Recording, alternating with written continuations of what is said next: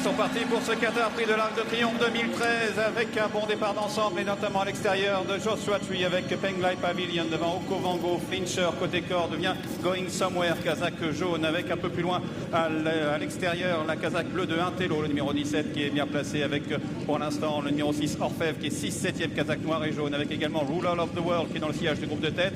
Un peu plus loin viennent Trèves à l'extérieur, un peu mouillé aux côtés de Al-Kazim pour le ton qui reste très groupé, le train n'est pas très vif avec également parmi les derniers Sahawar devant Kizuna qui patiente devant Ayalanda.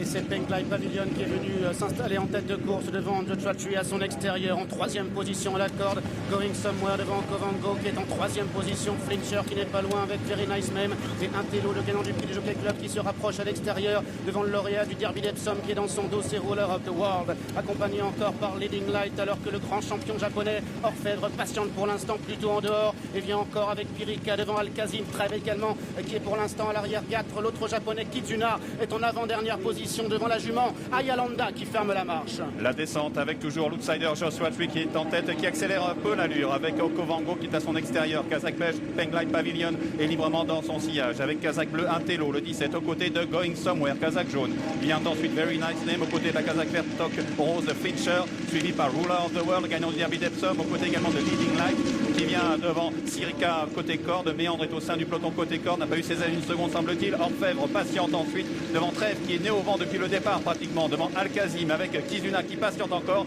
Sahawar vient ensuite devant le numéro devant Ayalanda, le numéro 8 qui est au dernier rang, mais le peloton reste très groupé dans le bas de la descente. La fausse ligne droite avec toujours Joshua Tree devant à son extérieur. Okovango, Penglai Pavilion est 3e, Intelo est 4e. Trèves se rapproche maintenant complètement à l'extérieur avec Orfèvre également, Kizuna également qui déboîte à l'extérieur. Avec l'extérieur qui progresse vivement, avec Trèves qui vient à la hauteur d'Okovango, avec Kizuna, Kazakh bleu et bleu avec département rouge, c'est Yeo Takata qui est côté corps. Joshua Tree se défend bien avec un peu plus loin Al-Kazim qui est pris de vitesse, mais c'est Trèves maintenant la vaincue qui prend le meilleur au pavillon. Avec Trèves qui a l'avantage, comptant 2 longueurs d'avance sur les japonais. Orfèvre à l'extérieur, Intelo côté corde, Kizuna qui vient à l'extérieur. Incroyable, Trèves qui a l'avantage maintenant à 150 mètres des buts devant Orfèvre, Intelo ainsi que Kizuna à l'extérieur. Trèves qui formidable ici va s'imposer, rester invaincu, réaliser le triplé, prix de Diane, prix Vermeil, prix de l'Arc de Triomphe. Trèves, Thierry Jarnet qui 20 ans après s'impose dans l'Arc de Triomphe.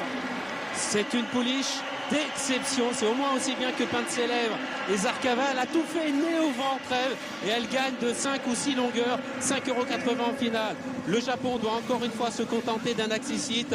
Orfèvre est 2e et il est tombé sur un extraterrestre. La 3e place pour Intelo, l'autre japonais Courbien il est 4e et Penglai Pavilion, la demi-surprise du chef qui complète la bonne combinaison de ce tiercé quarté quinté plus. On a vécu quelque chose de très rare, Dominique. Ce qu'elle fait, c'est hallucinant.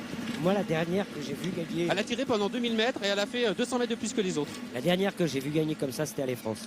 Voilà. La dernière fois, quand... rappelez-vous cet arc d'Allez France quand Yves Saint-Martin se fait sortir dans la fausse ligne droite et qu'il est obligé de démarrer et qui gagne. Et encore, quelqu'un était revenu sur Allez France. La personne n'a pu revenir. C'est énorme. C'est énorme, c'est impressionnant. Elle a pas le plus mauvais des parcours, mais elle n'a pas un bon parcours. Ah, on ne peut pas avoir un parcours plus exécrable. Et elle a relevé ça de la tête et des épaules.